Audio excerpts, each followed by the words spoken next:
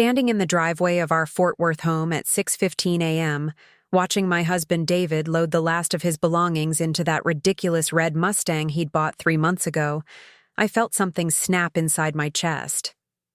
Not heartbreak. That had happened at 3:30 a.m. when I'd discovered what he thought was his perfect exit strategy. Before we dive deeper into this, tell us where you're watching from, and if stories about underestimating military spouses resonate with you, hit that subscribe button because tomorrow I've got something special planned about financial independence. This was something different, something that came from 12 years of Marine Corps training and 2 deployments where survival meant staying 3 steps ahead of everyone who wanted to destroy you.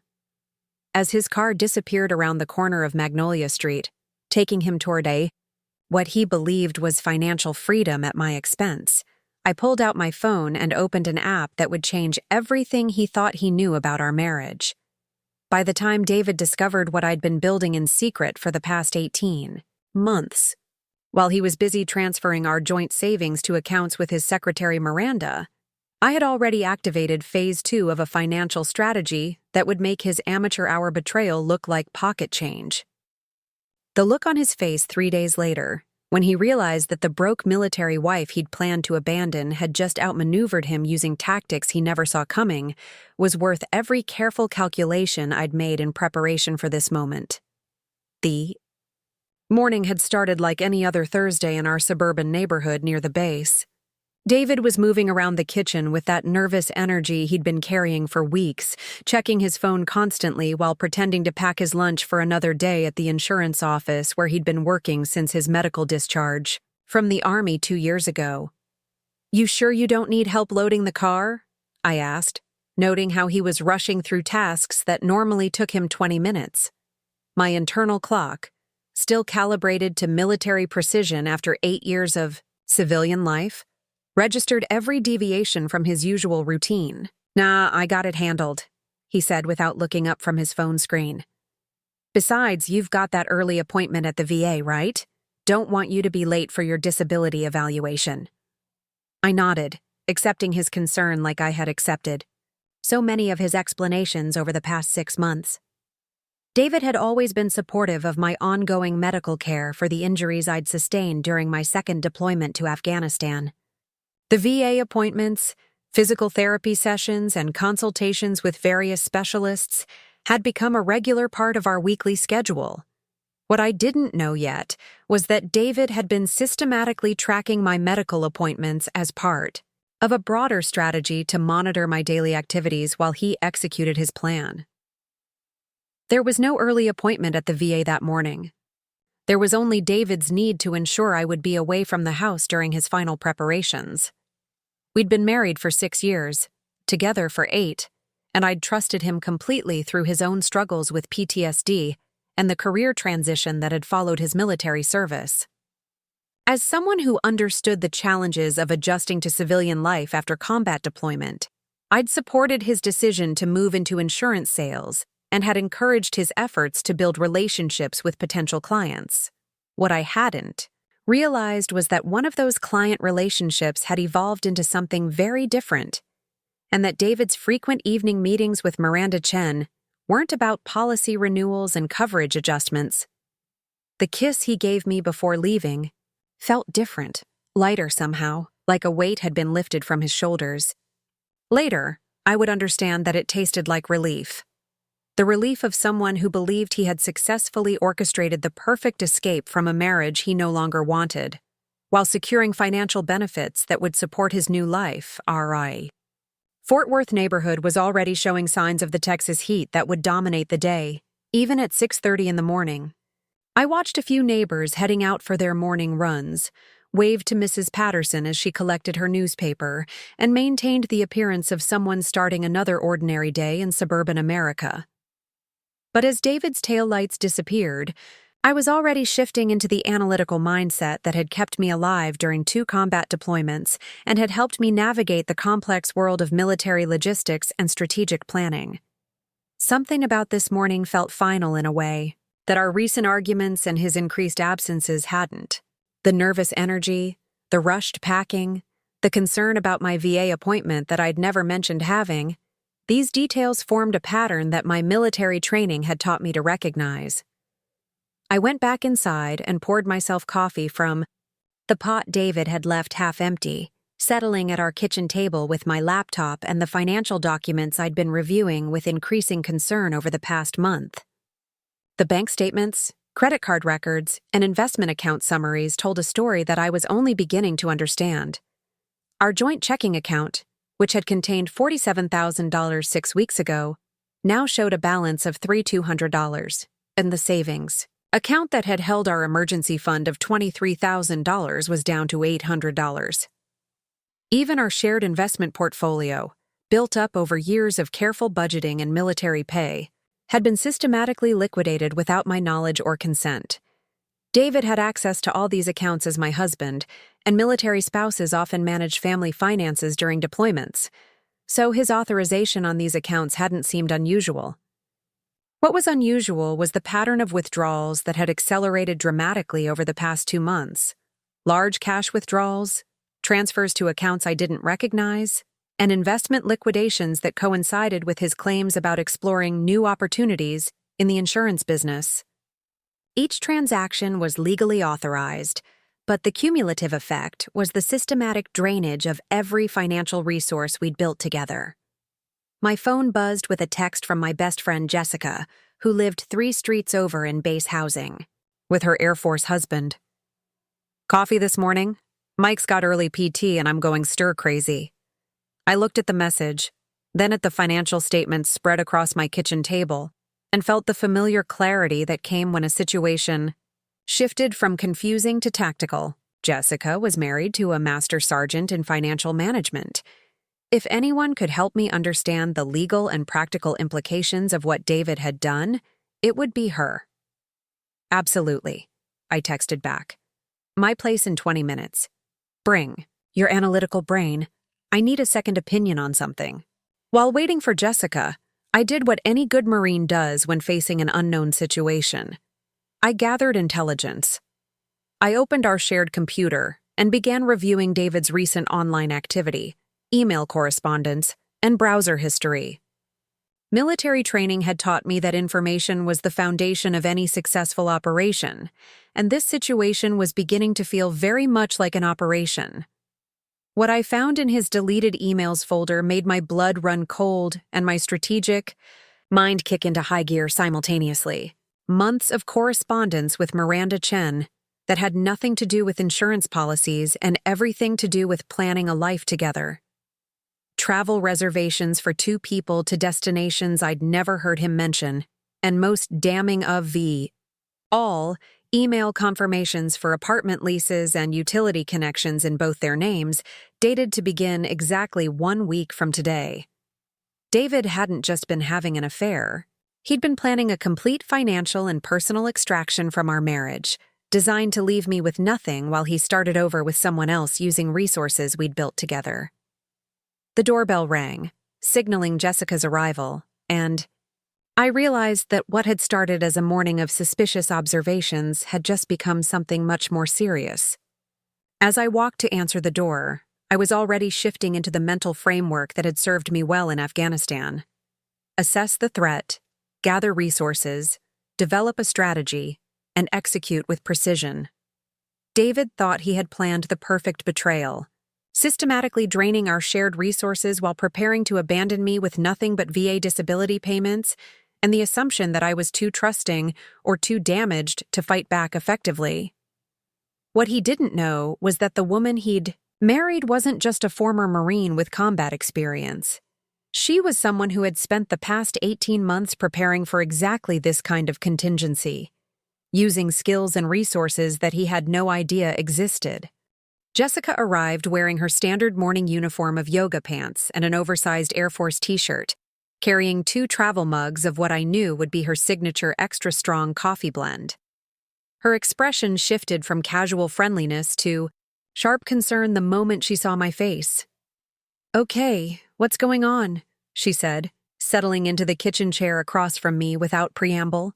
"You look like you did right before that briefing in Germany when you told us about the supply route changes." I appreciated that Jessica understood military communication, direct, efficient, and focused on actionable information. We'd known each other for 4 years, ever since she and Mike had been stationed at Fort Worth, and she'd become the closest thing I had to family since my parents had died in a car accident 3 years ago. "I think David is leaving me," I said, sliding the bank statements across the table. "But it's more complicated than just wanting a divorce." Jessica's training in financial management kicked in immediately as she reviewed the documents. Her eyebrows rose with each page, and I watched her mental calculations processing the scope of what David had accomplished. "Rachel, this isn't just leaving you," she said after several minutes of silent analysis. "This is systematic asset stripping. He's liquidated virtually everything you two built together over 6 years of marriage." The confirmation from someone with professional financial expertise made the situation feel both more real and more urgent. David hadn't just been unfaithful. He'd been conducting what amounted to a financial operation designed to transfer our shared wealth into resources he could control independently. "There's more," I said, opening my laptop to show her the email correspondence I'd discovered. "He's been planning this for months, and he's not doing it alone." Jessica read through the emails with the same focused attention she brought to budget analysis for her squadron. The travel reservations, apartment leases, and utility connections painted a picture of two people who had been building a life together while systematically dismantling mine. "Miranda Chen," Jessica said, noting the name that appeared consistently throughout the correspondence. "Do you know anything about her?" "She works at David's insurance office. He's mentioned her a few times as someone who is helping him understand the business side of policy sales." I felt foolish admitting how little attention I'd paid to David's work relationships, but military spouses learn to maintain operational security even in casual conversations. "Rachel, look at this travel itinerary," Jessica said, pointing to an email confirmation. "They're flying to the Cayman Islands next Tuesday. First-class tickets, 5-star resort, all paid for with what looks like money transferred from your joint accounts." The Cayman Islands detail hit me like incoming fire, sudden, dangerous, and requiring immediate tactical response. David wasn't just planning to start over with Miranda, he was planning to do it in a location known for banking privacy and asset protection. "He's not just stealing our money," I said, the pieces clicking together with military precision. "He's moving it offshore where I can't touch it, then planning to claim he left the marriage with nothing." Jessica nodded grimly. "In a divorce proceeding, he could argue that your VA disability payments and any future benefits constitute your fair share of marital assets, especially if he can show that your shared accounts were depleted by legitimate business expenses or personal spending." The tactical implications were becoming clearer. David had created a situation where I would appear to be the spouse with ongoing income and benefits, while he would seem to have sacrificed his financial security for the sake of ending an unhappy marriage. Any family court judge looking at the surface evidence would see a disabled veteran with guaranteed government payments and an ex-husband who had walked away from his share of marital assets. "Jessica, I need to ask you something, and I need you to give me a completely honest answer," I said, making direct eye contact in the way that military personnel used to communicate serious intent. "If you were in my position, with your financial background and your husband's military connections, what would be your next move?" She was quiet for several minutes, reviewing the documents again with what I recognized as strategic analysis rather than sympathetic concern. When she looked up, her expression had shifted into the professional demeanor she used during budget briefings. "Honestly, I'd be gathering evidence for a forensic accountant and a divorce attorney who specializes in military families. What David has done is financial fraud within the context of marriage, and Texas law doesn't look favorably on spouses who hide assets during divorce proceedings." "But that's reactive," I said. "That's responding to his strategy instead of implementing my own." Jessica studied my face with the same attention she gave to complex financial problems. "Rachel, what aren't you telling me? Because you're talking like someone who has options that I don't know about." I had been dreading and anticipating this moment for months. The moment when I would have to decide whether to trust someone else, with information that could either save me or destroy me, depending on how it was handled. Do you remember when I was having those problems with the VA disability evaluation process last year? I asked. All those appointments and consultations that seemed to drag on forever?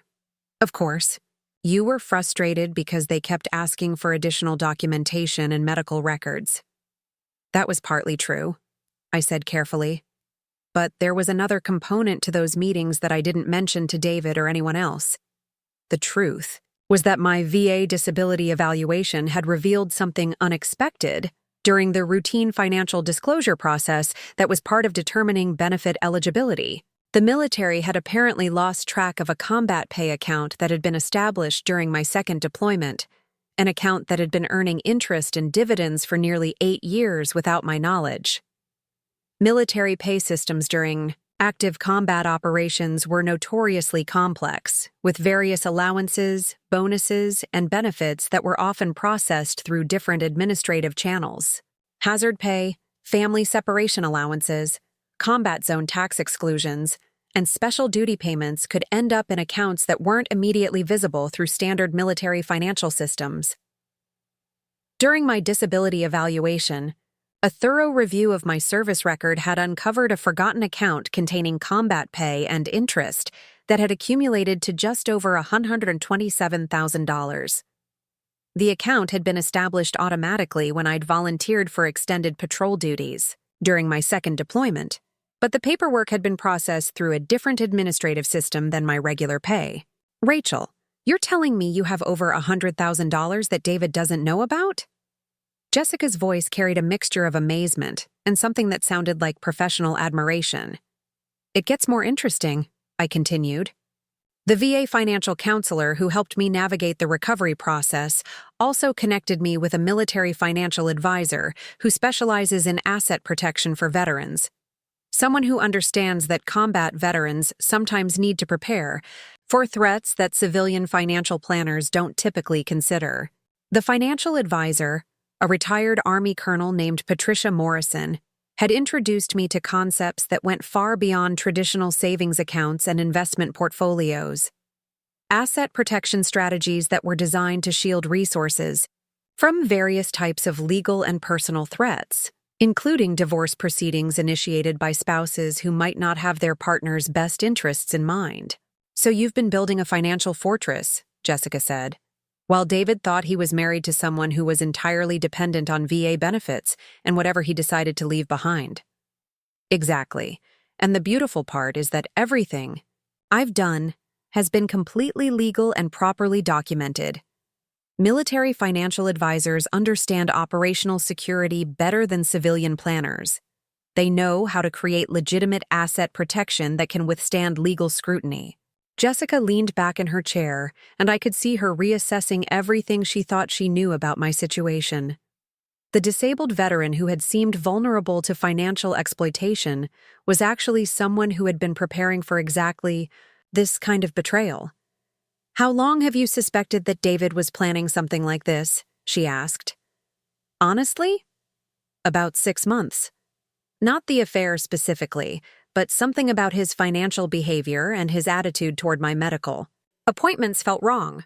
Military training teaches you to trust your instincts about threat assessment, and my instincts were telling me to prepare for the possibility that our marriage might not survive his transition to civilian life. The reality was that David's behavior had been triggering warning signals that I'd initially dismissed as post-military adjustment stress. The secretive phone calls, the increased interest in our financial accounts, the subtle questions about my VA benefits and disability rating. Individually, these could have been innocent. Together, they formed a pattern that reminded me of how potential threats developed in combat situations.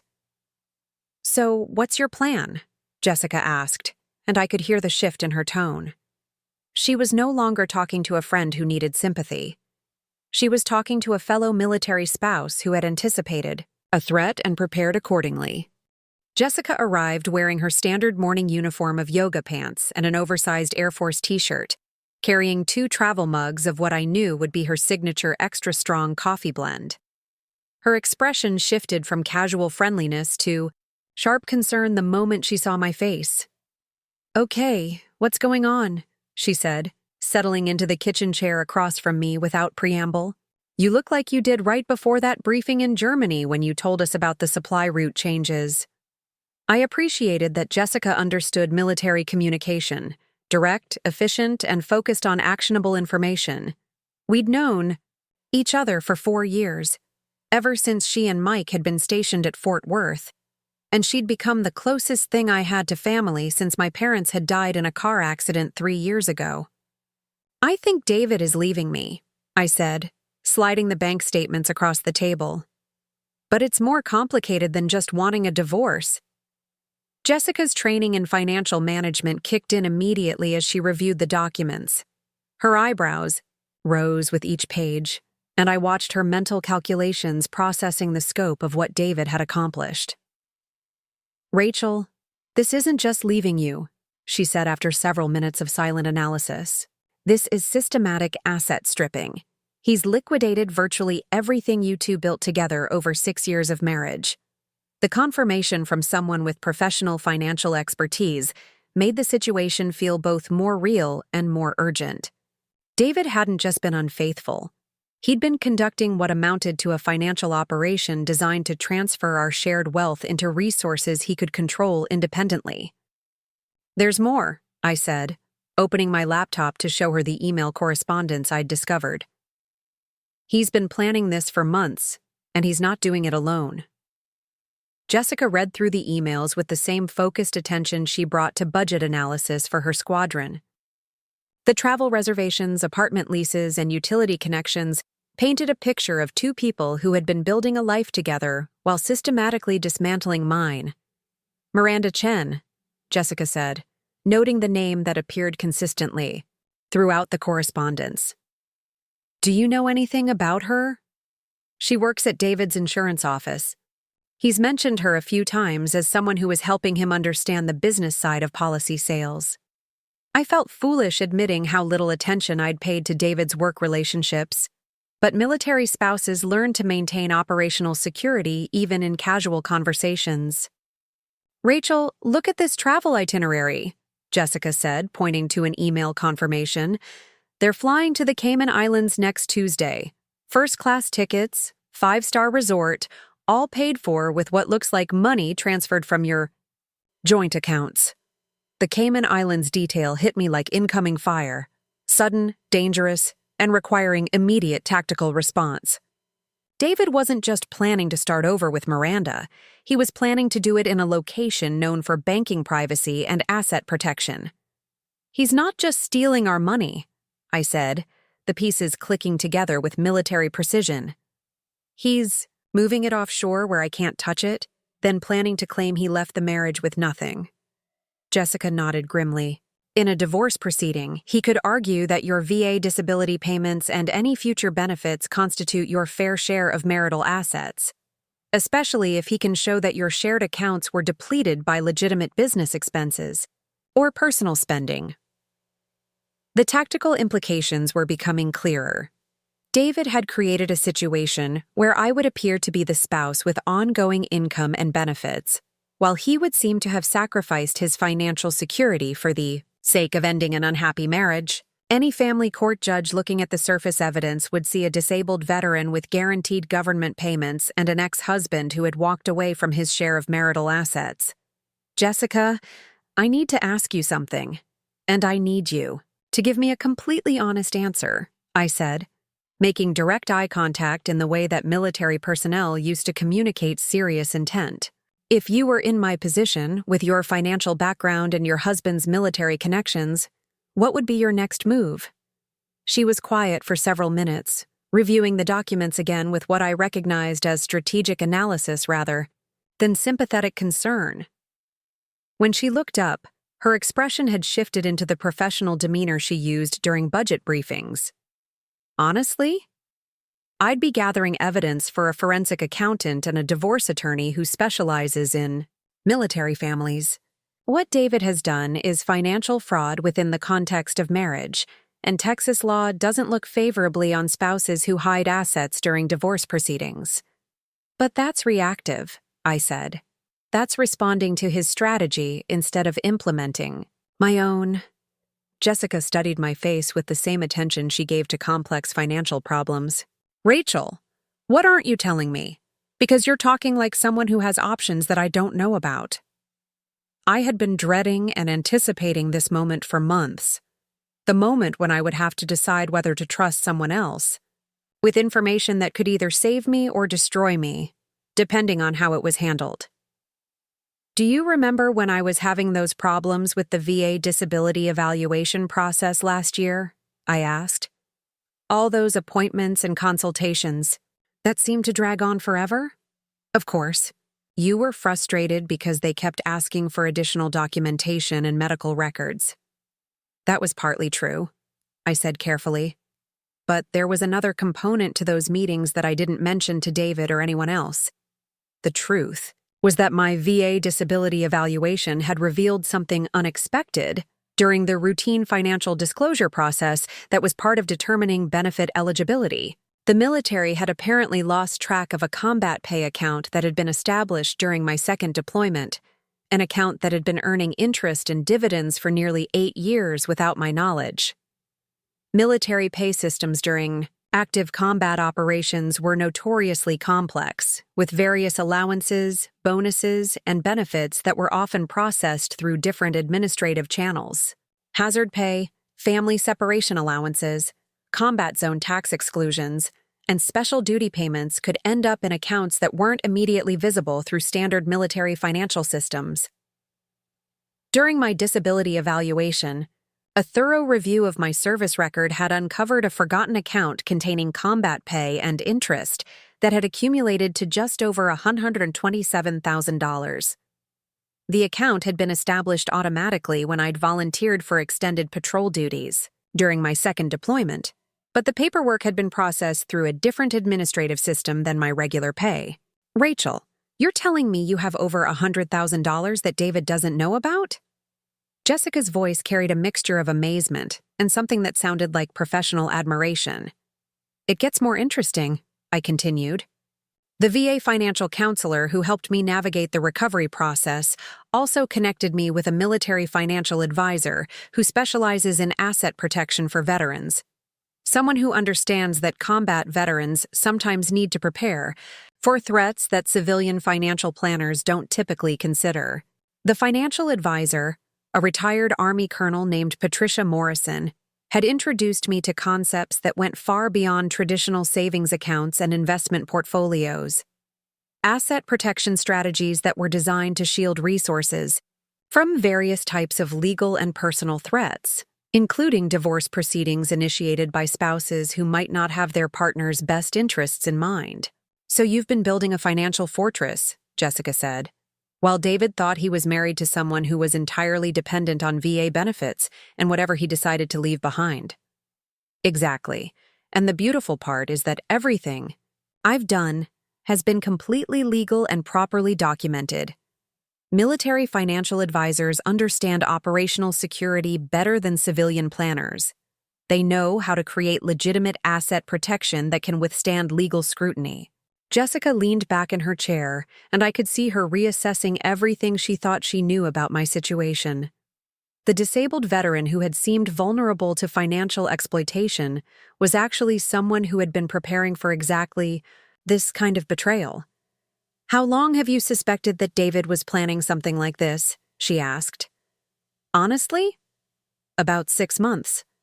Not the affair specifically, but something about his financial behavior and his attitude toward my medical appointments felt wrong. Military training teaches you to trust your instincts about threat assessment, and my instincts were telling me to prepare for the possibility that our marriage might not survive his transition to civilian life. The reality was that David's behavior had been triggering warning signals that I'd initially dismissed as post-military adjustment stress. The secretive phone calls, the increased interest in our financial accounts, the subtle questions about my VA benefits and disability rating. Individually, these could have been innocent. Together, they formed a pattern that reminded me of how potential threats developed in combat situations. "So, what's your plan?" Jessica asked, and I could hear the shift in her tone. She was no longer talking to a friend who needed sympathy. She was talking to a fellow military spouse who had anticipated a threat and prepared accordingly. Jessica leaned forward with the focused intensity she brought to complex squadron budget analyses, her coffee forgotten as she processed the full scope of what I'd revealed. "Rachel, what you've built here isn't just impressive, it's military grade, financial intelligence. But if you're going to outmaneuver David completely, you need more than just hidden assets. You need actionable intelligence about his current operations." She was right, and I'd been preparing for exactly this conversation. Military training had taught me that successful operations required comprehensive reconnaissance, and David's financial betrayal was no different from any other tactical situation that required strategic response. "I've been conducting surveillance on David's activities for the past 6 weeks," I said, opening a different folder on my laptop. "Every transaction, every meeting, every communication that I could legally monitor without violating privacy laws." The surveillance file contained detailed records that would have impressed any intelligence analyst. Bank transaction logs showing the systematic transfer of our joint funds to accounts I'd traced back to Miranda Chen. Email timestamps indicating when David had been coordinating with her during hours when he claimed to be working late. Even photographs I'd taken of his car parked outside locations that didn't match his claimed whereabouts. "Jesus, Rachel. You've been running a counterintelligence operation against your own husband." "Not counterintelligence," I corrected. "Protective intelligence gathering. There's a difference. I wasn't trying to harm David. I was trying to understand the threat he represented to my financial security and plan accordingly." The distinction was important, both legally and ethically. Everything I'd done had been focused on protecting my own interests rather than actively undermining David's plans. The information I'd gathered had been obtained through legitimate means available to any spouse who shared financial accounts and lived in the same household. "Show me what you found," Jessica said, her analytical mind fully engaged. I opened a spreadsheet that tracked David's financial activities over the past 3 months. The data showed a clear pattern of asset liquidation and transfer that had accelerated dramatically after his first documented meeting with Miranda Chen outside of work hours. "Here's where it gets interesting," I said, highlighting transactions that showed David had been more sophisticated than I'd initially realized. He hasn't just been stealing our money randomly. He's been following a specific strategy designed to maximize what he could take while minimizing his legal exposure. The analysis revealed that David had been liquidating assets in an order that suggested professional guidance. He'd started with investments that were held jointly, but didn't require both signatures for transactions. Then he'd moved to savings, accounts and certificates of deposit that could be closed with single authorization. Finally, he'd begun transferring money from our checking account in amounts just below the thresholds that would trigger automatic bank notifications. "Someone taught him how to do this," Jessica observed. "This isn't amateur hour financial theft. This is systematic asset stripping with legal protection built in." That's what I thought, too. So I did some research on Miranda Chen that went beyond just her relationship with David. The background investigation I'd conducted on Miranda had revealed information that changed my understanding of the entire situation. She wasn't just a secretary who had gotten involved with a married man. She was someone with her own history of questionable financial relationships and legal problems that David apparently didn't know about. "Miranda Chen has been married twice before," I explained, opening a file containing public records I'd obtained through legitimate background checking services. Both marriages ended in contentious divorces where she was accused of hiding assets and manipulating financial records. The first divorce had involved allegations of identity theft and credit fraud that had been settled out of court. The second had included accusations of forging documents and transferring marital property without authorization. Neither case had resulted in criminal charges, but the pattern suggested someone who viewed marriage as a financial opportunity rather than a personal relationship. David thinks he's found the perfect partner for his new life, I continued. What he doesn't realize is that he's gotten involved with someone who has more experience at this game than he does. Jessica studied the background information with growing understanding. You think Miranda is planning to do to David what David is doing to you? I think Miranda recognized David as an easy target with access to significant assets and a wife, who appeared vulnerable due to military-related disabilities. She's been encouraging his betrayal because it serves her financial interests, not because she's genuinely interested in building a life with him. The evidence supporting this theory was circumstantial, but compelling. Analysis of their email. Correspondence showed that Miranda had been the one suggesting specific financial strategies and timeline acceleration. She'd also been the one pushing for international travel and offshore account establishment, strategies that would benefit her more than David if their relationship didn't survive. There's something else, I said, opening a final section of my surveillance files. I hired a private investigator to confirm some details about Miranda's current situation that David might not be aware of. The private investigator, a retired military police officer who specialized in background checks for security clearances, had discovered that Miranda Chen was currently involved in ongoing legal proceedings related to her second divorce. Despite her claims to David about being free to start a new relationship, she was still married and facing potential criminal charges related to asset concealment. So David is planning to flee the country with a woman who is currently under investigation for financial crimes and isn't legally available to marry him, even if they wanted to make their relationship official. Exactly. And based on the timeline of their planned departure to the Cayman Islands, I don't think David is going to discover any of this until after he's already committed to their plan and transferred additional assets into accounts that Miranda controls. The strategic implications were becoming clear. David had positioned himself perfectly to be victimized by someone with more experience at financial manipulation than he possessed. His betrayal of our marriage had made him vulnerable to an even more sophisticated betrayal from someone he trusted completely. Rachel, this is almost poetic, Jessica said with dark appreciation. David is about to learn exactly what it feels like to be financially betrayed by someone he trusted. But here's the real beauty of the situation, I continued. Because I've been monitoring their communications and financial activities, I have documentation of everything they've planned. When David discovers that Miranda has been using him, he's going to find himself in a position where he can't come back to me for support, and he can't pursue legal action against her without exposing his own financial crimes. The trap that David had set for me was about to become a trap for himself, with the added complication that he'd chosen a partner who was more experienced at financial betrayal than he was. Miranda's history suggested that she would disappear, with whatever assets she could control, leaving David stranded in an international location with limited resources and no legal recourse. So what's your timeline? Jessica asked. When do you reveal what you know? That depends on how much damage. I want David to suffer, I replied. I could warn him about Miranda's background and prevent him from losing everything to her.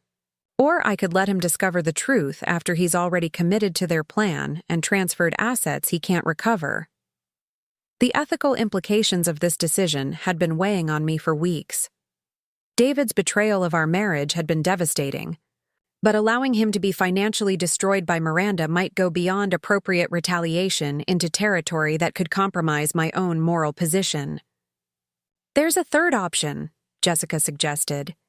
You could use your knowledge of their plans as leverage to negotiate a divorce settlement that protects your interests, while preventing David from being completely destroyed. The suggestion had merit, from both practical and ethical perspectives. If I revealed my knowledge of David's activities at the right moment, I could force him to negotiate honestly while still maintaining the moral high ground. He would learn that his betrayal had failed without suffering the complete financial destruction that Miranda apparently had planned for him. The timing would be critical, I said, considering the tactical requirements. I'd need to reveal enough information to demonstrate that I've been aware of his plans without giving him time to develop counter-strategies or warn Miranda about what I've discovered. When are they supposed to leave for the Cayman Islands? Tuesday morning. First-class tickets on American Airlines, departing DFW at 8:45 a.m. Jessica smiled with the satisfaction of someone who had just identified the perfect solution to a complex problem. So you have exactly 5 days to decide whether you want to be merciful or ruthless.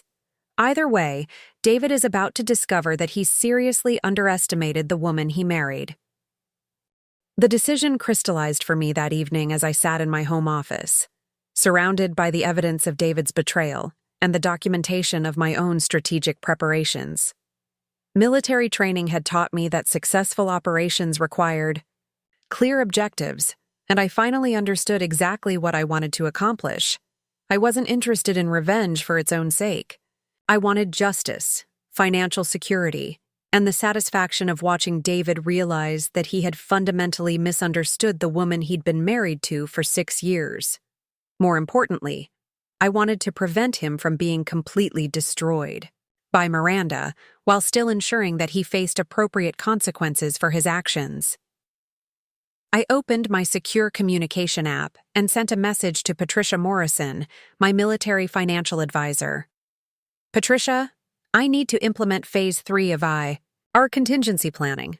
The threat has materialized exactly as we discussed, and I'm ready to execute the response strategy. Her reply came back within 20 minutes. Understood. I'll initiate the legal and financial protocols we established. Do you want full exposure? Or controlled revelation? Controlled revelation, I typed back. Maximum impact with minimal collateral damage. Target needs to understand the scope of his miscalculation without being permanently destroyed. Patricia's response included a secure phone number and instructions to call her within the next hour for detailed coordination.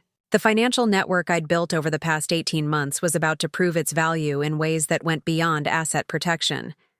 While waiting for the scheduled call, I began implementing the preliminary steps of what Patricia and I had privately called Operation Financial Clarity. The plan was designed to reveal my true financial position at exactly the right moment to maximize psychological impact while minimizing legal complications. The first step involved activating monitoring systems that would track David's financial activities in real time. Through my connections with other military spouses who worked in financial services, I had legal access to transaction monitoring tools that would alert me immediately if David attempted to transfer additional assets or accelerate his timeline. With Miranda. My phone buzzed with the first alert before I'd even finished setting up the monitoring systems. David had just transferred $12,000 from our joint checking account to an account registered under Miranda's name. The transaction had been authorized using his legitimate access to our shared finances, but the timing suggested desperation rather than careful planning. I screenshot the transaction notification and added it to my growing evidence file. Every financial move David made was now being documented in real time, creating an undeniable record of systematic asset stripping that would be impossible for him to explain away in any legal proceeding. The secure phone call with Patricia began, exactly at 9:00 p.m., using encrypted communication protocols that ensured our conversation couldn't be monitored or recorded by anyone without military-grade interception capabilities.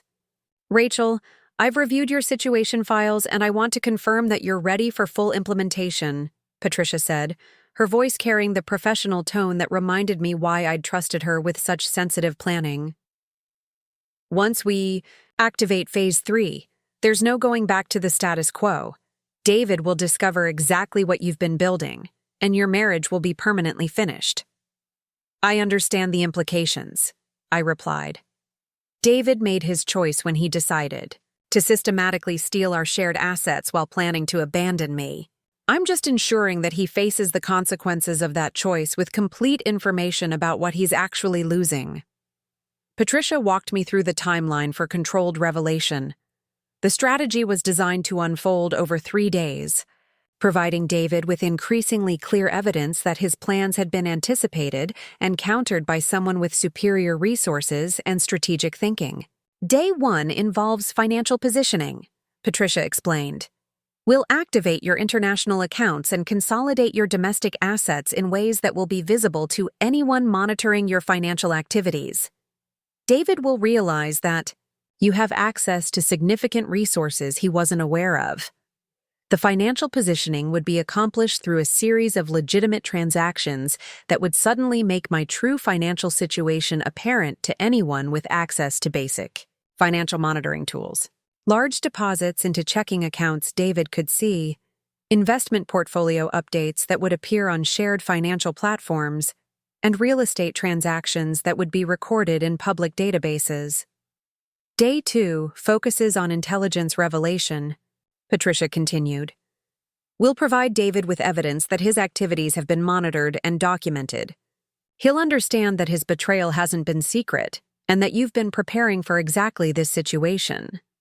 The intelligence revelation would involve sending David copies of his own financial transactions, email correspondence, and travel itineraries, information that would make it clear that his plans had been transparent to someone with appropriate monitoring capabilities.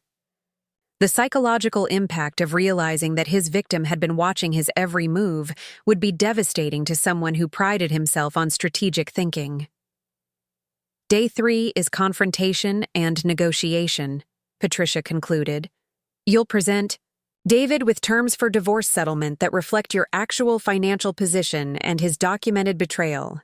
He'll have the choice between accepting reasonable terms or facing full legal exposure of his financial crimes.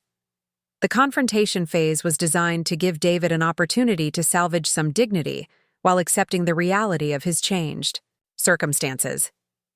I wasn't interested in destroying him completely. I wanted him to understand that his betrayal had failed and that he would be dealing with consequences determined by someone who had outmaneuvered him completely. What about Miranda? I asked. Do we warn David about her background? Or do we let him discover her true intentions independently? Patricia's answer reflected the ethical framework we'd discussed during our initial planning sessions. We provide David with enough information to make informed decisions about his future, but we don't actively prevent him from experiencing the consequences of his poor judgment. If he chooses to ignore warnings about Miranda's history, that's his decision to make.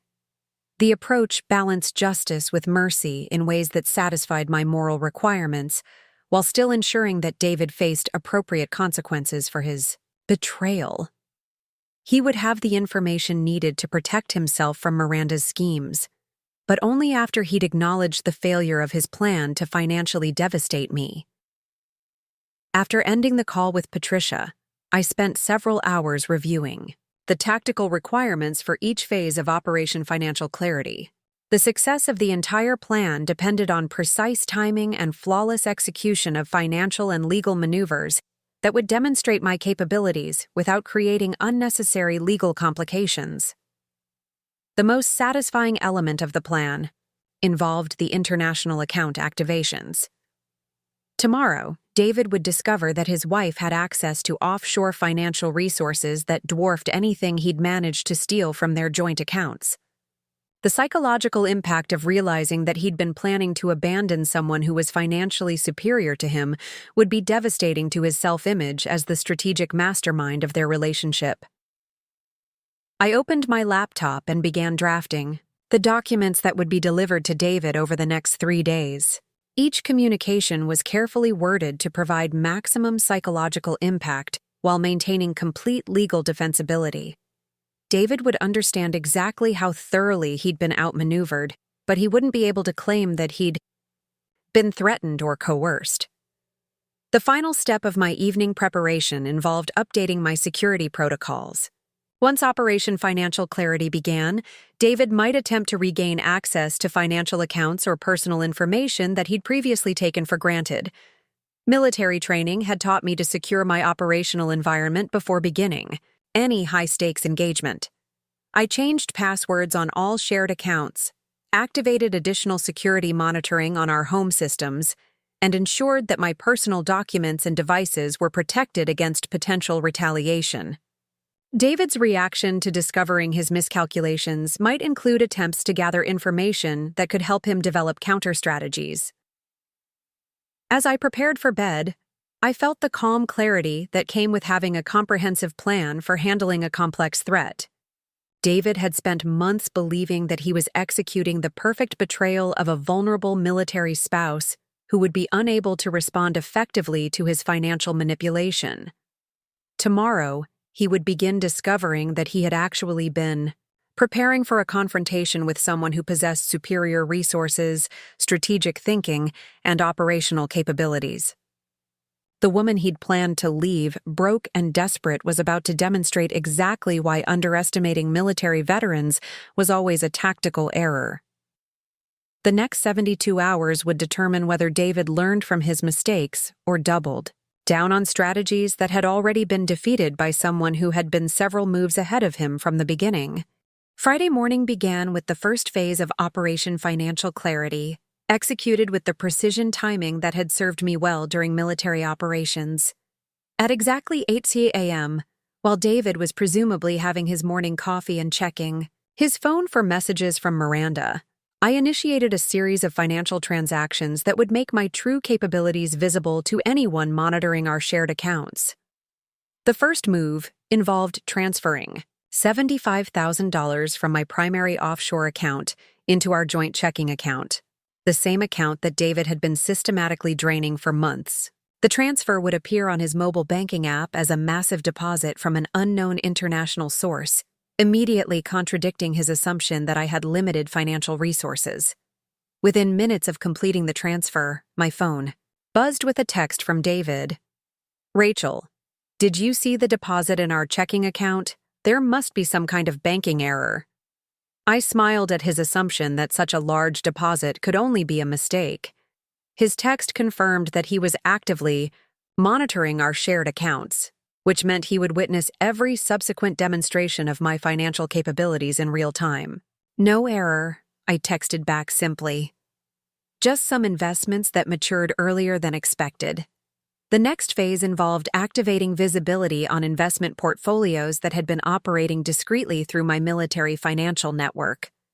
Patricia had arranged for account statements and portfolio summaries to be sent to our home address, where David would inevitably see them when he collected the mail. By 10 a.m., I had executed the second major financial revelation, a $50,000 investment in additional rental property, processed through the LLC structure that Patricia had helped me establish. The transaction would appear in real estate databases that David could access through his insurance industry connections, revealing the existence of my property portfolio for the first time. My phone rang at 10:30 a.m. David's name appeared on the caller ID, and I could hear tension in his voice when I answered. "Rachel, I need to ask you something directly," he said, his usual casual tone replaced by something that sounded like anxiety. "Have you been making investments that I don't know about?" "I've been making investments that you haven't been involved with," I replied carefully. "Is there a specific reason you're asking?" "The checking account deposit, the real estate transaction I heard about from a colleague who works in property records. It seems like there are financial activities happening that we haven't discussed." I felt a surge of satisfaction at the strain in his voice. David was beginning to understand that his assumptions about my financial situation had been completely wrong, but he hadn't yet grasped the full scope of his miscalculation. "David, we haven't discussed a lot of things lately," I said with deliberate understatement. "Your work schedule has been so demanding, and I didn't want to burden you with details about my personal financial planning." The conversation ended, with David promising to call me later, after he'd had time to process some work-related issues that had apparently become urgent. I knew he was actually trying to understand how his carefully planned financial betrayal had suddenly become complicated by the discovery that his victim possessed resources he'd never suspected. Phase 2 of the operation began at 2 p.m. with the intelligence revelation component. I sent David an email from my personal account with the subject line, "Financial documentation for your review." The email contained a carefully curated selection of documents that would make it clear I'd been monitoring his activities while building my own financial independence. Bank statements showing his systematic asset transfers, screenshots of his email correspondence with Miranda, travel itineraries for their planned Cayman Islands trip, investment records proving my offshore account activities. The most psychologically devastating element was a timeline document that showed his financial betrayal activities in one column and my asset-building activities in another column, demonstrating that I'd been building wealth faster than he'd been stealing it. "David," the email read, "I thought you might be interested in reviewing some financial documentation that I've been compiling over the past several months. As you can see, I've been aware of your activities and have been planning accordingly. We should probably discuss our respective financial situations before you make any irreversible decisions about your future plans." The email was sent with read receipt notification, so I would know exactly when David opened it and how long he spent reviewing the attached documents. The notification came back within 15 minutes, followed by a long silence that I interpreted as David processing the magnitude of his miscalculation. My phone rang at 4:30 p.m. David's voice carried a mixture of shock, anger, and what might have been the first stirrings of genuine fear. "Rachel, we need to talk. Right now." "I'm available to talk," I replied calmly. "What would you like to discuss?" "You know exactly what I want to discuss. How long have you been spying on me?" "I haven't been spying on you, David. I've been protecting my financial interests while monitoring activities that could affect my security. Everything I've documented has been obtained through legitimate means available to any spouse who shares financial accounts and lives in the same household." The distinction was important, both legally and tactically. I hadn't violated any privacy laws or engaged in illegal surveillance. I'd simply been more observant and strategic than David had anticipated.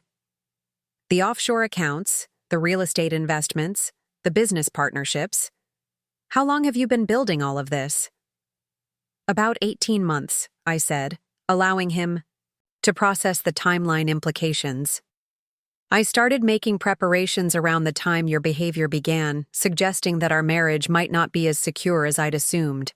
There was a long silence before David spoke again, his voice carrying a tone I'd never heard from him before. Something that sounded like genuine defeat. "Rachel, I need to know what you want from me." "I want honesty," I replied. "Complete transparency about your activities with Miranda Chen, your financial plans, and your intentions regarding our marriage. And I want to understand why you thought systematic theft from your disabled veteran wife was an acceptable strategy for ending a relationship." The conversation that followed lasted over an hour, with David gradually revealing the full scope of his betrayal while trying to understand how his plans had been so thoroughly anticipated and countered. He admitted to the affair, the financial transfers, and the planned departure to the Cayman Islands. More importantly, he began to understand that his assumptions about my capabilities and resources had been fundamentally wrong from the beginning. "I thought you were struggling with civilian adjustment and financial dependence," he said near the end of our conversation. "I thought you needed me to manage our financial security." "David, I've been financially independent since before we got married. The VA benefits and disability payments are just one component of my overall financial strategy. I never needed you to manage my security. I was choosing to share my life with someone I trusted." The weight of that distinction seemed to hit him like physical force. He had destroyed a marriage with someone who had been choosing to be with him rather than needing to be with him, and he'd done it based on assumptions that were completely wrong. "What happens now?" he asked finally. "Now we discuss terms for divorce that reflect the actual circumstances of our situation," I replied. "You've stolen approximately $67,000 from our joint accounts while planning to abandon me with what you assumed were minimal resources. I've built a financial portfolio worth over $300,000 while maintaining complete legal and ethical standards. The silence that followed was profound. David was beginning to understand that his perfect plan to leave me broke while starting over with Miranda had actually positioned him as the financially weaker party in our divorce proceedings. "There's something else you need to know about Miranda," I continued, deciding that he deserved to understand the full scope of his situation.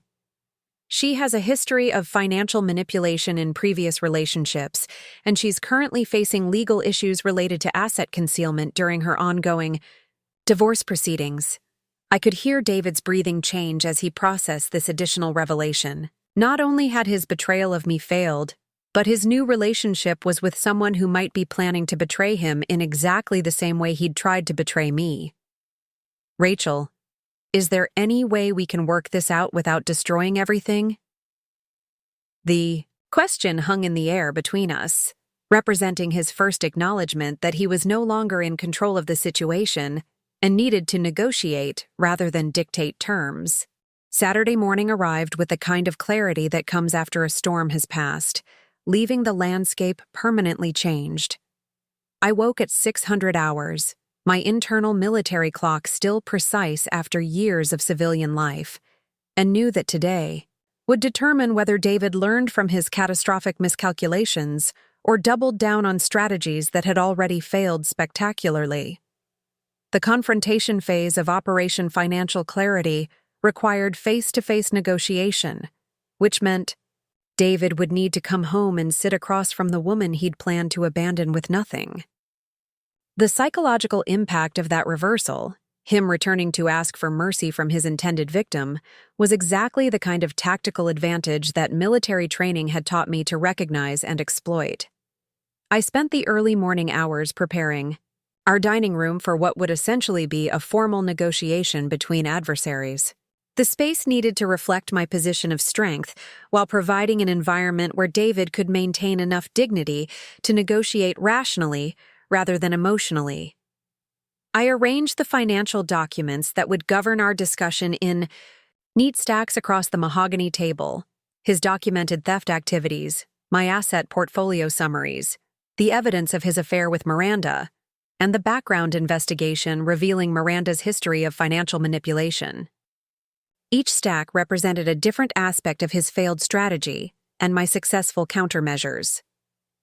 At 800 hours, I sent David a text message that was professional in tone but unmistakably commanding in substance. "David, we need to conclude our discussion from yesterday. Please be at the house by 10 a.m. Bring any financial documents or legal representation you feel necessary. This conversation will determine the terms of our divorce settlement." His response came back within minutes. "I'll be there. Can we do this without lawyers initially?" "We can begin without lawyers," I replied. "But depending on your level of cooperation, legal representation may become necessary for both of us." The implicit threat was clear. David's level of honesty and reasonableness would determine whether this process remained relatively amicable or escalated into full legal warfare where my superior resources and documented evidence would destroy him completely. I used the remaining time to review the negotiation strategy that Patricia Morrison and I had developed. The goal was to achieve a divorce settlement that protected my interests while giving David enough dignity to accept defeat gracefully. Complete humiliation might feel satisfying, but it could also trigger desperate countermoves that would complicate the process unnecessarily.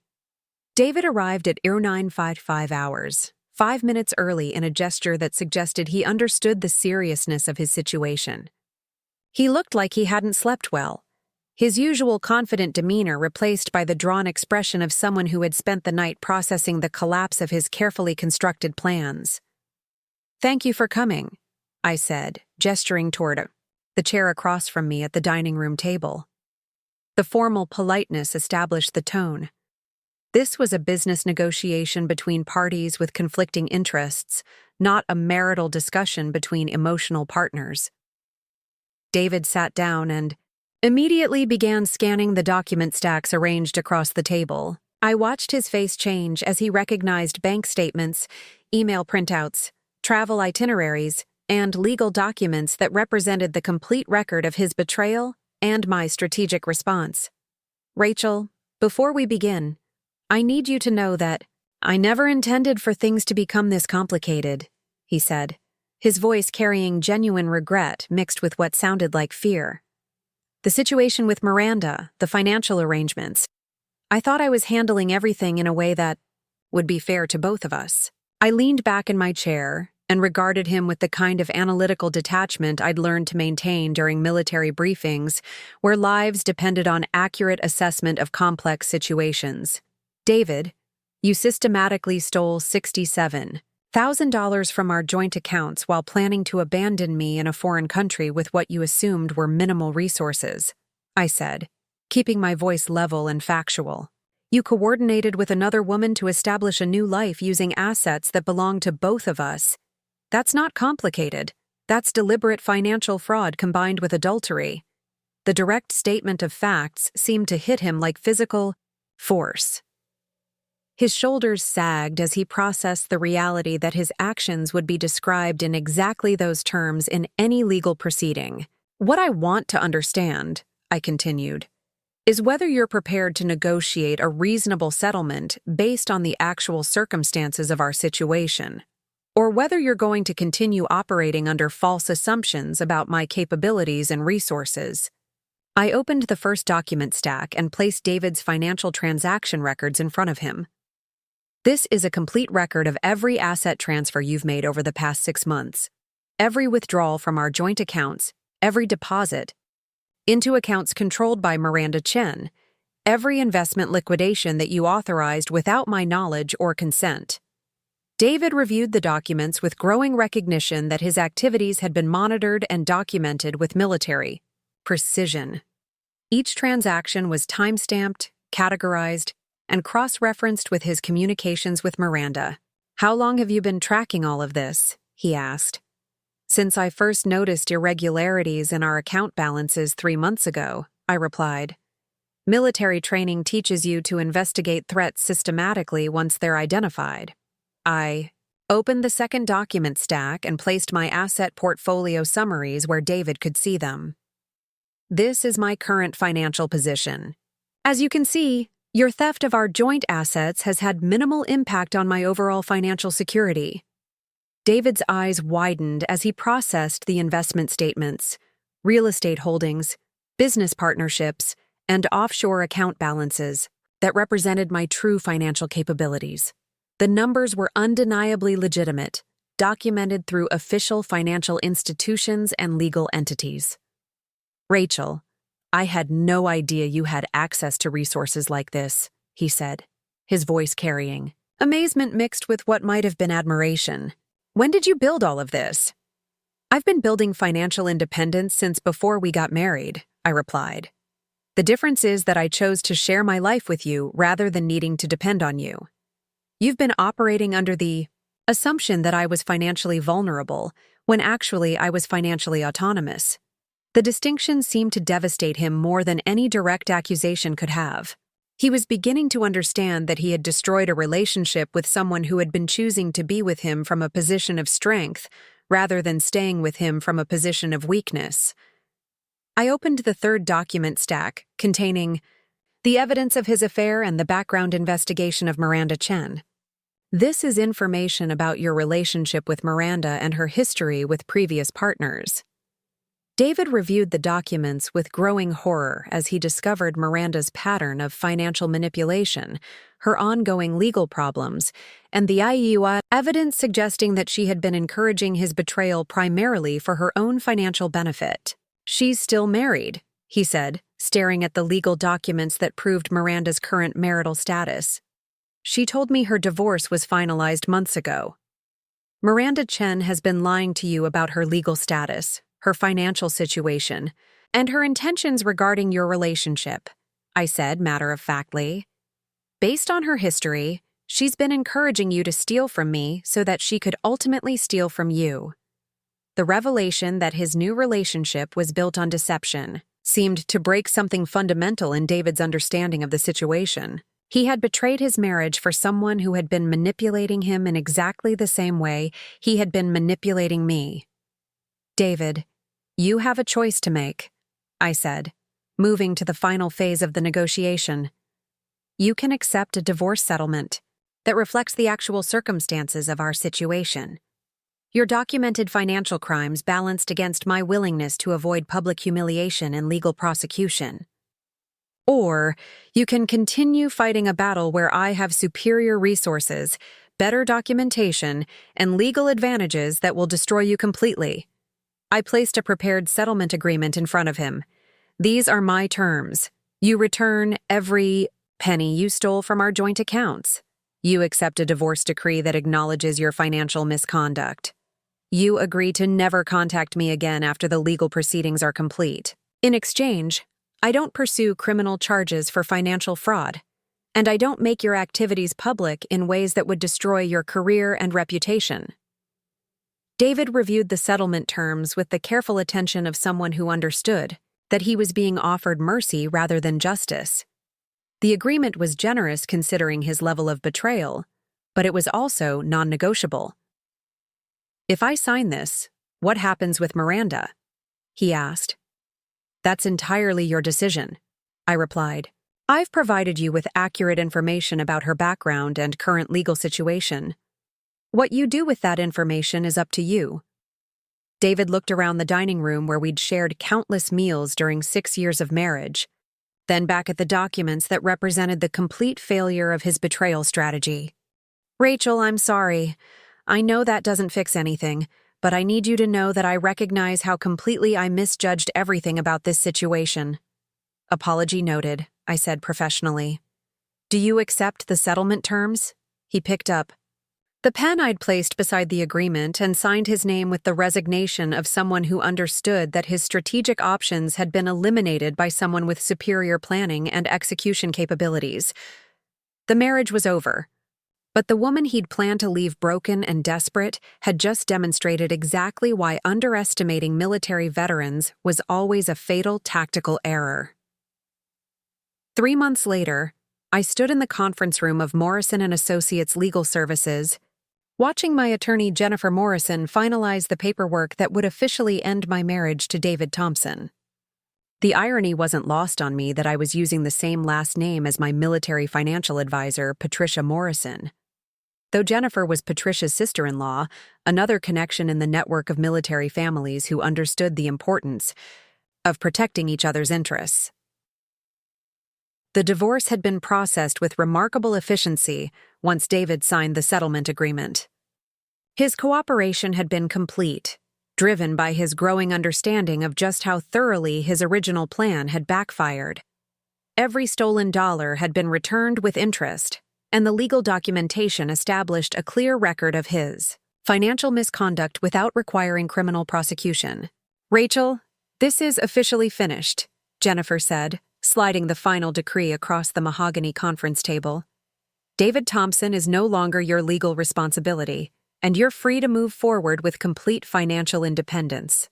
Reviewed the document that formally ended 6 years of marriage, and smiled at the settlement terms that reflected the true balance of power in our relationship.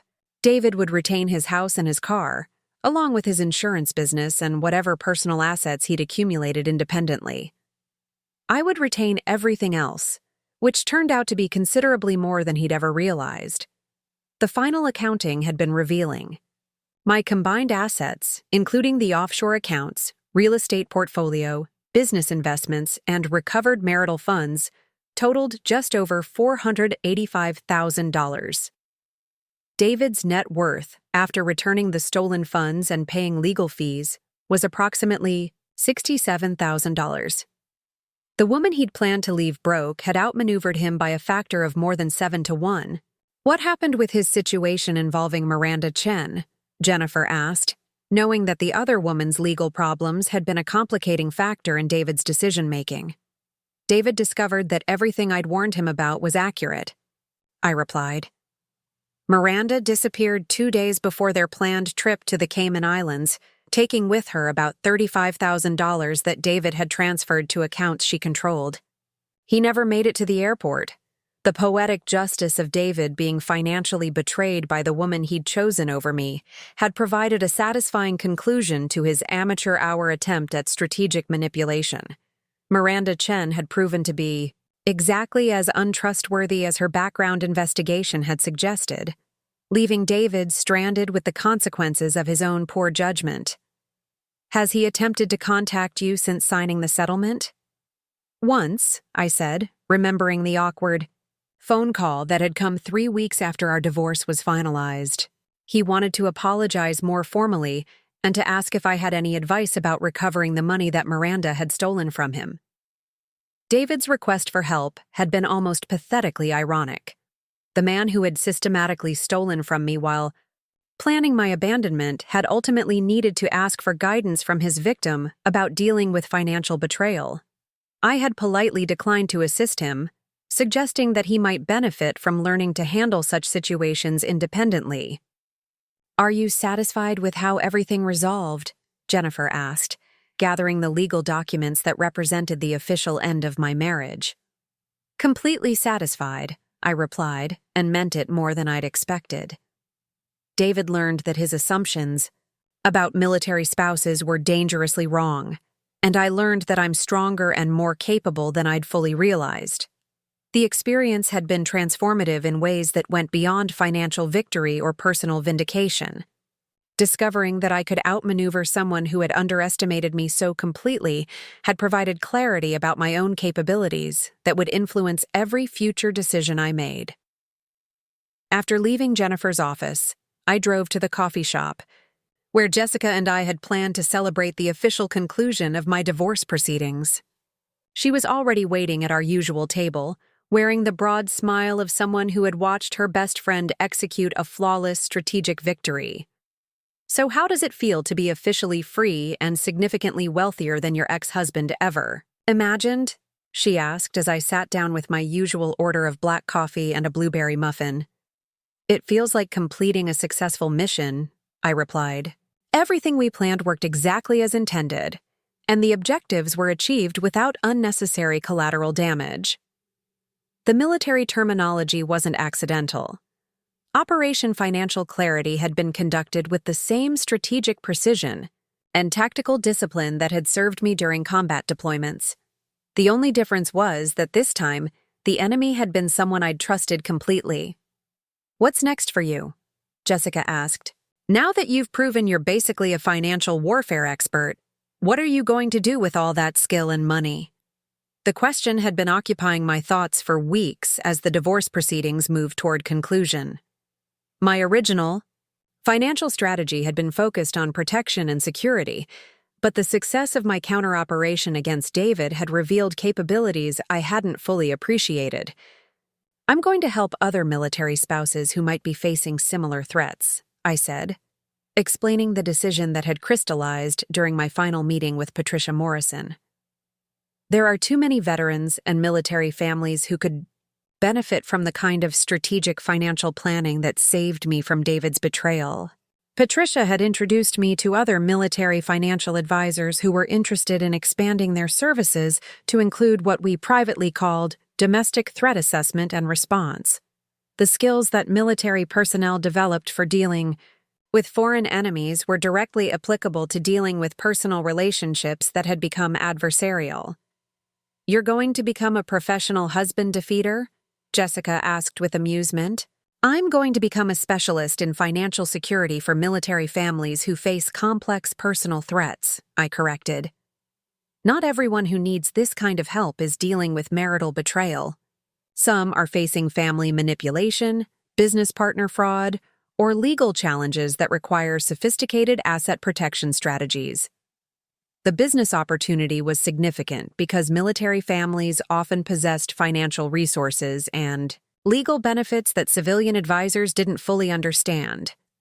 Veterans' benefits, combat pay exclusions, security clearance requirements, and international deployment experiences created unique financial situations that required specialized expertise. "Have you heard anything about how David is adjusting to his new circumstances?"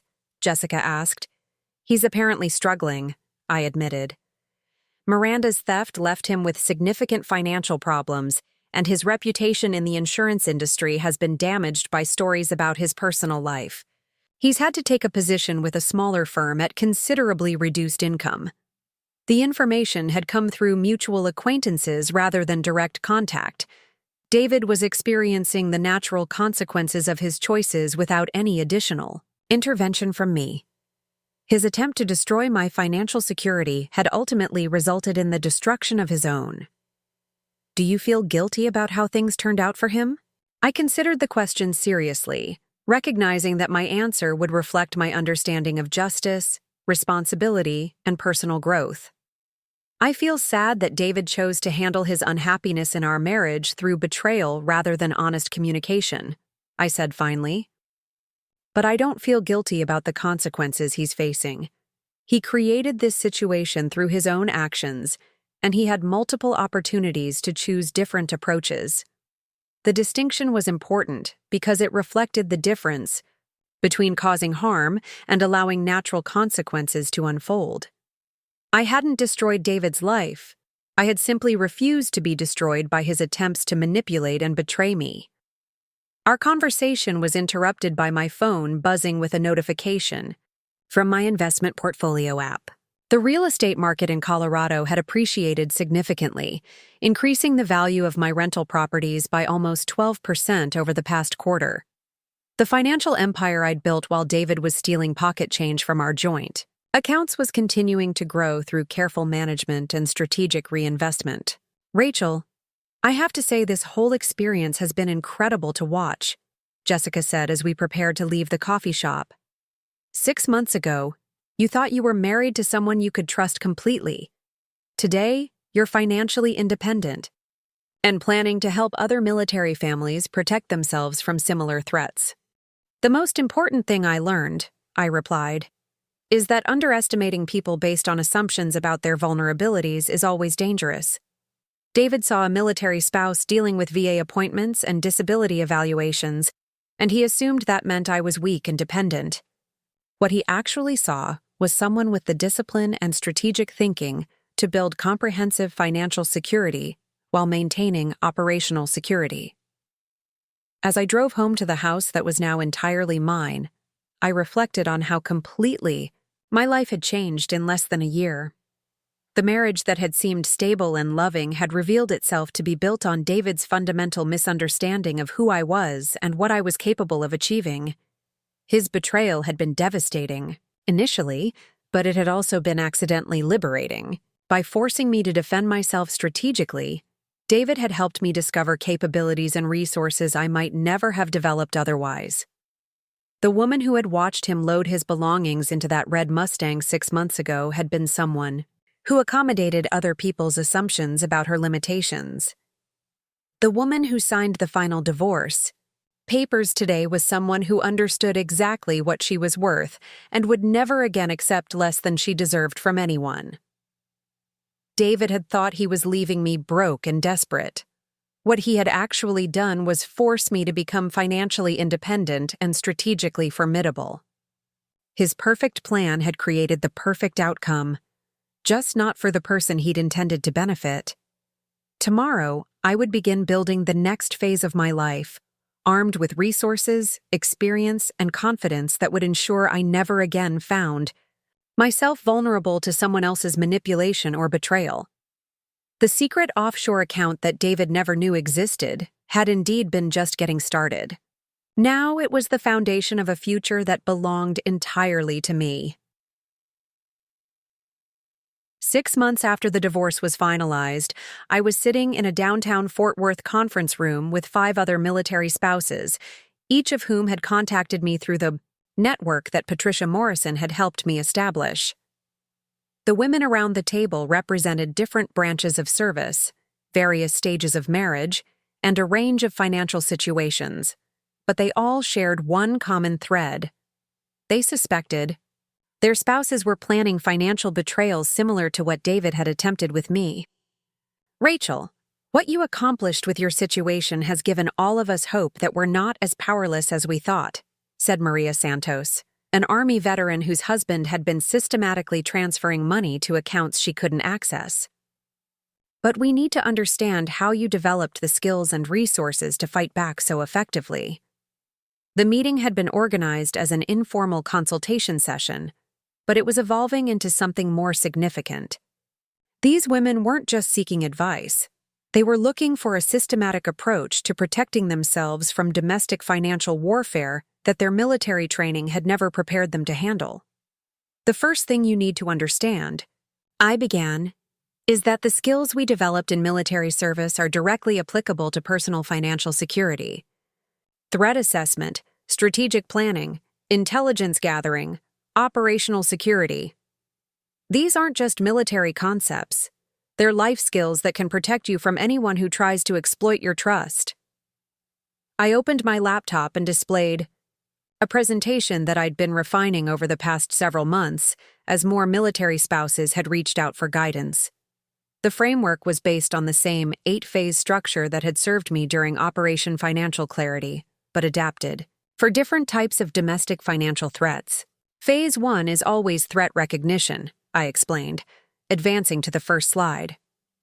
Most of us are trained to identify external threats, enemy combatants, improvised explosive devices, hostile territory, but we're not trained to recognize when someone we love and trust is planning to financially destroy us. The room was completely silent as I outlined the warning signs that had preceded David's betrayal. Secretive financial behavior, unexplained changes in spending patterns, new relationships that seemed to influence financial decisions, and sudden interest in accessing accounts or benefits that had previously been managed jointly. How did you know to start documenting everything so early in the process? Asked Jennifer Walsh, a Navy veteran whose husband had been pressuring her to sign documents that would give him control over her VA benefits. Military training teaches you to maintain detailed records of everything. That could become operationally significant, I replied. When David's behavior started triggering my threat assessment instincts, I began treating the situation like a potential hostile engagement. That meant documenting everything, analyzing patterns, and preparing for multiple contingencies. I showed them examples of the documentation systems I'd used, encrypted files for sensitive communications, photographic evidence of suspicious activities, financial transaction logs, and timeline analyses that revealed the scope of planned betrayals. The level of detail was military grade, but the tools were accessible to anyone with basic computer skills and strategic thinking. Phase 2 involves intelligence gathering, I continued, explaining how I'd used legitimate methods to investigate David's activities and Miranda's background. You have legal rights to information about shared financial accounts, family assets, and activities that could affect your security. The key is knowing how to access and analyze that information systematically. The intelligence gathering techniques I demonstrated included credit report monitoring, public records searches, social media analysis, and professional background investigations that could reveal patterns of behavior that weren't immediately obvious through casual observation. Rachel, this is basically domestic counterintelligence, observed Patricia Chen, an Air Force veteran whose husband had been collaborating with his business partner to hide assets from their marriage. You're applying military intelligence techniques to personal relationships. Exactly, I confirmed. The difference is that instead of protecting national security, you're protecting your personal financial security. The methodology is identical. Identify threats, gather actionable intelligence, develop response strategies, and execute with precision. Phase 3 involved asset protection strategies that went far beyond traditional savings accounts and investment portfolios. I explained how military financial advisors could help establish sophisticated financial structures that were designed to withstand various types of legal and personal attacks. The offshore accounts, international investments, and LLC structures that saved me from David's theft aren't just for wealthy people, I said, showing them examples of how modest military salaries and benefits could be leveraged into significant financial independence. Military personnel have access to unique financial opportunities that most civilian advisors don't understand or can't access. Combat pay exclusions, VA benefits, security clearance requirements, and international deployment. Experiences created financial advantages that could be developed into comprehensive asset protection systems. The key was working with advisors who understood military financial regulations and could structure investments to maximize both growth and security. Phase 4 focuses on operational security, I continued, explaining how to protect financial activities from monitoring or interference by potentially hostile family members. You need to ensure that your protective measures can't be discovered or compromised by someone who has physical access to your home and personal information. The operational security techniques included secure communication methods, separate banking relationships, confidential mailing addresses, and digital security protocols that would prevent spouses from accessing financial information that could be used to counter protective strategies. How do you handle the emotional aspects of essentially preparing for war against someone you're married to? Asked Susan Rodriguez, a Marine veteran whose husband had been pressuring her to consolidate all their assets into accounts he controlled. The question struck at the heart of what made domestic financial warfare so psychologically challenging. Military training prepared you to fight enemies, not to defend against people you loved and trusted. The emotional component is the most difficult part, I admitted. You're essentially conducting a covert operation against someone who shares your bed and knows all your vulnerabilities. But you have to remember that if they're planning to financially destroy you, they've already made the decision to treat you as an enemy. You're just responding appropriately to their threat. I explained how compartmentalization techniques from military service could be applied to personal relationships, the ability to separate emotional attachment from tactical necessity, to maintain operational focus despite personal pain, and to execute strategic plans even when they conflicted with emotional desires. Phase 5 involves strategic positioning, I said, advancing to the section that had been most crucial during my confrontation with David. Once you've identified the threat and built protective assets, you need to position yourself for maximum advantage when the confrontation becomes inevitable. Strategic positioning included legal preparation, evidence compilation, support network activation, and psychological readiness for high-stakes negotiation. The goal was to be completely prepared for any scenario when the hostile party made their move. What if they discover what you're doing before you're ready to confront them? Asked Maria Santos. That's why operational security is so critical, I replied. But if your preparations are discovered prematurely, you shift immediately to active defense. You accelerate your timeline and force the confrontation on your terms rather than theirs. Phase 6 covered tactical execution during the confrontation phase. The skills needed to maintain psychological advantage while presenting evidence and negotiating from a position of strength. This was where military leadership training became invaluable. The key is to remain calm, factual, and professional while systematically dismantling their assumptions about your capabilities, I explained. Let them discover gradually that they've been outmaneuvered by someone they underestimated. Phase 7 involved post-confrontation management, handling the aftermath of successful financial defense while transitioning to independence. This included legal follow-through, asset consolidation, and psychological adjustment to life without the person who had planned to betray you. The final phase is strategic growth, I concluded. Once you've successfully defended against domestic financial warfare, you have capabilities and resources that can be used to help other people facing similar threats. I outlined the business opportunities that had emerged from my experience with David. Military spouses were increasingly seeking financial advisors who understood the unique challenges of protecting assets from family members who might exploit military benefits, deployment separations, or post-service vulnerabilities. There's a significant market for domestic financial security consulting within the military community, I explained. We understand threats that civilian advisors don't recognize, and we have access to financial tools that most people don't know exist. The consulting business I'd established over the past 6 months was already generating substantial income while helping military families protect themselves from various types of financial manipulation. The combination of military strategic thinking and specialized financial knowledge was proving invaluable for clients facing complex domestic threats. Rachel, what you've created here is essentially a domestic defense contractor for military families, observed Jennifer Walsh. You're providing security services for threats that the military doesn't prepare us to handle. That's exactly what it is, I confirmed. And the demand is much larger than I initially realized.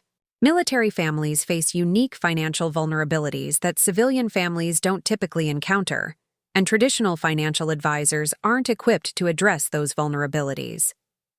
The meeting concluded with all 5 women committing to implement comprehensive financial security protocols based on the framework I'd outlined. More importantly, they agreed to serve as a pilot group for a more formal training program that could be expanded to military communities nationwide. As the other women left the conference room, Patricia Chen remained behind to discuss something that had been concerning her throughout the presentation. Rachel, I have to ask you something directly, she said. Do you ever worry that what you're teaching could be used inappropriately? That someone might use these techniques to manipulate or exploit their spouse rather than just protecting themselves? The question reflected ethical concerns that I'd been grappling with since I'd begun sharing my experience more widely. The same techniques that had protected me from David's betrayal could theoretically be used by someone with malicious intent to manipulate their own spouse. That's why the screening process for consultations is so thorough, I replied. I only work with people who can demonstrate that they're facing legitimate threats rather than seeking to create threats. Military training teaches you to distinguish between defensive and offensive operations, and this is strictly defensive. The ethical framework I'd developed required clear evidence of existing threats before providing advanced financial security. Consulting. I wasn't interested in helping people manipulate others. I was focused on helping people protect themselves from manipulation. Besides, I added, the techniques only work against people who are actually planning betrayals. If someone is genuinely trustworthy and transparent about their financial activities, there's nothing for these methods to discover or counter. Patricia nodded thoughtfully. So essentially, you've created a system that protects innocent people while exposing those who have malicious intentions. Exactly.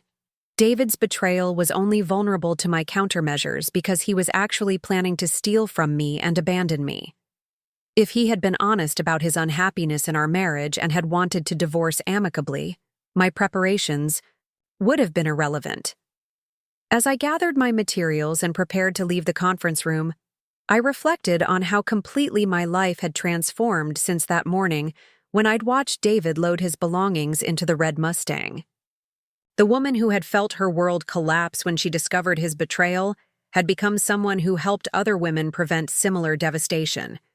The secret financial resources that David had never suspected had evolved into a comprehensive business, helping military families protect themselves from domestic financial warfare. His attempt to leave me broke and powerless had accidentally created expertise and opportunities that were generating more income than our marriage had ever provided. Most importantly, I'd discovered that the strategic thinking and operational capabilities that had served me in combat were directly applicable to civilian life challenges. Military veterans possessed skills that were valuable far beyond traditional employment or business opportunities. We just needed to recognize how those skills could be applied to protect ourselves and our families from threats that conventional society didn't prepare people to handle. David had thought his betrayal would destroy me. Instead, it had revealed capabilities that I'd never fully utilized and had created opportunities that would benefit military families for years to come. His perfect plan had indeed created perfect outcomes, just not for the person he had. 1 year after my divorce was finalized, I stood in the ballroom of the Fort Worth Convention Center, addressing an audience of over 300 military spouses, veterans, and financial professionals who had gathered for the first annual Military Family Financial Security Conference. The event had grown from those initial consultation meetings in downtown conference rooms into a nationwide movement that was changing how military families approached domestic financial protection. 12 months ago, I discovered that my husband had systematically stolen over $67,000 from our joint accounts while planning to abandon me with what he assumed were minimal resources. I began, looking out at faces that reflected recognition, anger, and hope in equal measure. Today, I want to share with you not just how I survived that betrayal, but how it led to the creation of a support network that has now helped over 200 military families protect themselves from similar financial warfare. The applause was immediate and sustained, reflecting the emotional connection that military spouses felt when they heard stories that mirrored their own experiences or fears. These were people who understood that the greatest threats to their security sometimes came from within their own households rather than from external enemies. The David Thompson Foundation for Military Family Financial Security has now assisted families in recovering over $1.2 million in stolen or misappropriated assets. I continued, sharing statistics that still amazed me when I reviewed our quarterly reports. More importantly, we've helped prevent an estimated $3.8 million in potential losses by teaching military families to recognize and counter domestic financial threats before they result in devastating betrayals. The foundation had been named with deliberate irony, using David's name to memorialize the lesson he'd taught through his failed attempt at manipulation. Every family we helped, every dollar we recovered, and every betrayal we prevented served as a monument to the consequences of underestimating military spouses. I advanced to a slide showing testimonials from families we'd assisted over the past year. Stories of Army wives who had discovered their husbands were hiding deployment bonuses in offshore accounts. Navy veterans whose spouses had been systematically draining their VA benefits. Air Force families where one partner had been collaborating with extended family members to transfer assets before filing for divorce. Each of these cases required the same strategic approach that saved me from David's betrayal, I explained.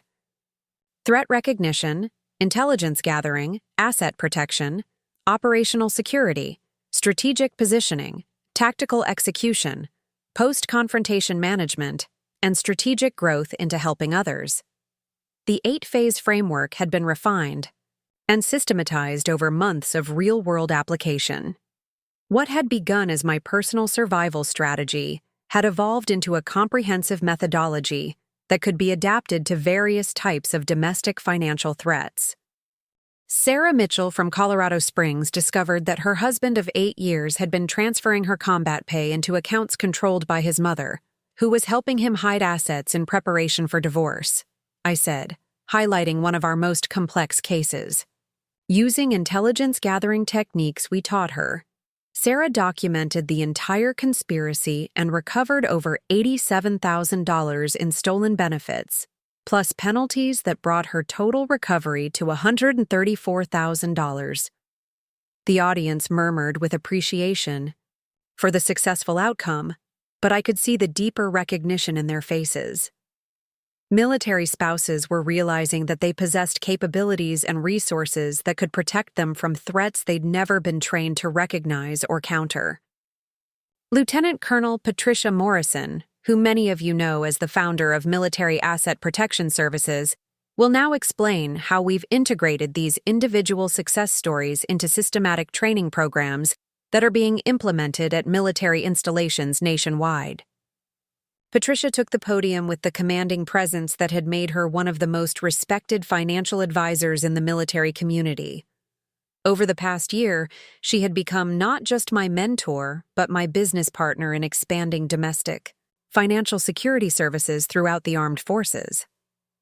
What Rachel accomplished in her personal situation has proven to be scalable and replicable, Patricia announced. We have now trained over 150 financial advisors, family counselors, and legal professionals in domestic financial threat assessment and response. Military families no longer have to face these challenges alone or unprepared. The training programs had been implemented at 12 military installations across the United States, with expansion planned for overseas bases, where military families faced additional complications related to international banking, foreign tax obligations, and deployment-related financial vulnerabilities. The most significant development over the past year has been the creation of rapid response teams for military families facing immediate financial emergencies, Patricia continued. When someone discovers that their spouse is planning imminent asset theft or abandonment, we can now deploy comprehensive protective services within 48 hours. The rapid response capability had been crucial for families where threats were discovered too late for lengthy preparation. Teams of financial advisors, attorneys, and investigators could be activated to provide emergency asset protection, evidence gathering, and legal intervention that prevented devastating losses. I returned to the podium for the final section of the presentation, which focused on the broader implications of what we'd accomplished over the past year. The success of our domestic financial security initiatives has revealed something important about military families that civilian society often doesn't recognize, I said. We possess strategic thinking capabilities, operational discipline, and resource networks that make us formidable adversaries when we're properly prepared and organized. The point was crucial because it challenged assumptions that military spouses were vulnerable victims who needed protection, rather than capable individuals who needed training and resources to protect themselves. David Thompson thought he was manipulating a disabled veteran who was financially dependent and emotionally fragile, I continued. What he actually encountered was someone with combat experience, strategic thinking skills, and access to resources that he never suspected existed. The audience laughed at the understatement, recognizing the magnitude of David's miscalculation. Stories about his downfall had become legendary within military spouse communities, not as cautionary tales about revenge, but as inspiration about the importance of never underestimating military families. 6 months after our divorce was finalized, David contacted me one final time, I said, sharing a story that I'd never discussed publicly before. He wanted to apologize for his betrayal and to ask if I had any advice about rebuilding his financial security after Miranda Chen had stolen his resources and disappeared. The irony of David seeking financial advice from his former victim had been almost too perfect to believe. The man who had planned to leave me broke had ultimately needed guidance from someone he'd tried to destroy. I told David that the best advice I could give him was to never again assume that someone else's apparent vulnerabilities represented actual weaknesses, I said. Military families may face unique challenges, but we also possess unique capabilities. Anyone who tries to exploit us based on false assumptions about our limitations does so at their own risk. The final slide of my presentation showed the current scope of our operations. Foundation offices in 8 states, partnerships with military legal assistance programs, collaboration agreements with veterans organizations, and expansion plans. That would bring domestic financial security services to every major military installation within 3 years. The David Thompson Foundation has grown from my personal response to betrayal into a comprehensive support network that protects military families from financial warfare, I concluded. But our success depends on continued growth and community engagement. I paused, looking out at an audience that represented the future of military family financial security. These were people who understood that protection required preparation, that security required strategy, and that the best defense against betrayal was superior capability rather than naive trust. If you found value in today's presentation, if these stories and strategies could help someone you know, or if you want to stay informed about our expanding services and training opportunities, I encourage you to subscribe to our YouTube channel, Military Family Financial Security. We post new content every week, including case studies, training videos, and updates about emerging threats that military families need to understand. The subscription request felt natural because our YouTube channel had become one of our most effective tools for reaching military families who might be facing domestic financial threats. Video content allowed us to explain complex strategies in accessible formats while building community connections among people who shared similar challenges. Every subscription helps us reach more military families who need these resources, I continued. every share increases the likelihood that someone facing betrayal will discover they have options beyond accepting victimization. Every comment and story you share helps us understand new threats and develop more effective protective strategies. The audience response was immediate and enthusiastic. Phones appeared throughout the ballroom as people accessed our YouTube channel, social media accounts, and foundation website. The energy in the room reflected recognition that they were participating in something larger than individual financial protection. They were building a community-wide defense network. Before we conclude today's conference, I want to share one final update about David Thompson himself, I said, knowing that everyone was curious about how his story had ultimately resolved. Last month, David contacted the foundation, not to seek services, but to make a donation, I announced, generating surprised murmurs throughout the audience.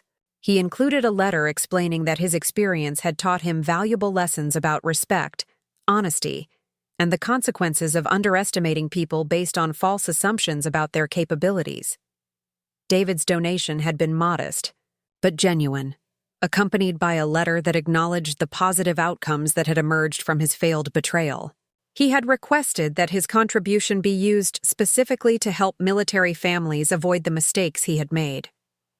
David Thompson's betrayal accidentally created something more valuable than either of us initially realized, I concluded. His attempt to destroy one military family's financial security resulted in the creation of resources that have now protected hundreds of military families from similar devastation. The applause that followed was sustained and emotional, reflecting recognition that adversity could be transformed into advocacy, that personal pain could become community protection, and that individual success could serve collective empowerment. As so, I left the stage. I reflected on the remarkable journey that had begun 18 months earlier, when I'd discovered David's systematic theft of our joint assets. The woman who had felt her world collapse in that Fort Worth driveway had become someone whose experience was protecting military families nationwide from domestic financial warfare. The secret offshore account that David had never suspected had indeed been just getting started. It had grown into a foundation, a movement, and a comprehensive support network that ensured no military family would face financial betrayal, as unprepared as I had initially been. David had thought he was leaving me broke and powerless.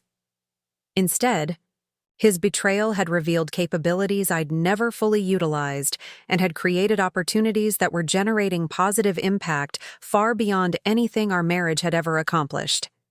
His perfect plan had created perfect outcomes, just not for the person he had originally intended to benefit from them. The story that began with discovering betrayal had become a story about building protection for others. The resources that started as personal defense had evolved into community empowerment. The woman who had been underestimated had become someone who ensured that military families would never again be as vulnerable as their adversaries assumed them to be. And if you want to hear more stories like this one, about people who refused to accept the limitations others tried to impose on them, make sure you're subscribed to our channel. Hit that notification bell so you never miss when we share new stories about ordinary people who discovered they were capable of extraordinary things when the situation demanded it. Because sometimes the most powerful response to betrayal isn't revenge. It's becoming someone who prevents others from experiencing what you survived.